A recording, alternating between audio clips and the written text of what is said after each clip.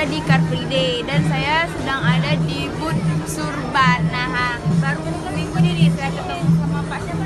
Misti. Pak Misti. Nah, Pak boleh cerita nggak Surban itu sebenarnya minuman gimana?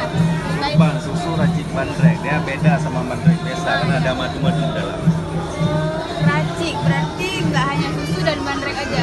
Ada madu di dalam. Ada madu ya. Ada yang pakai telur, STND, susu, telur, madu, jahe. Memang stamina.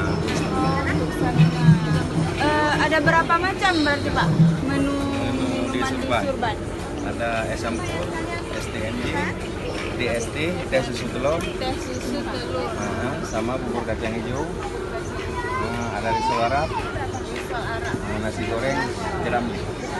Itu di toko Di ya? toko ya, di toko. Oh ya, berarti yang minumannya seperti di sini nih teman-teman. Ada menu-menunya, ada risol juga.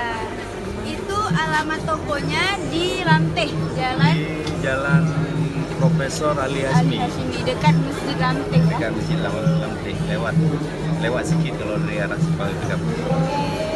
Ke arah Pango ya Pak? Ke arah- Ke arah jembatan Pango. Nah teman-teman kalau mau nyobain Surban susu racik bandrek silahkan datang ke tokonya di Jalan Profesor Ali Hashimi.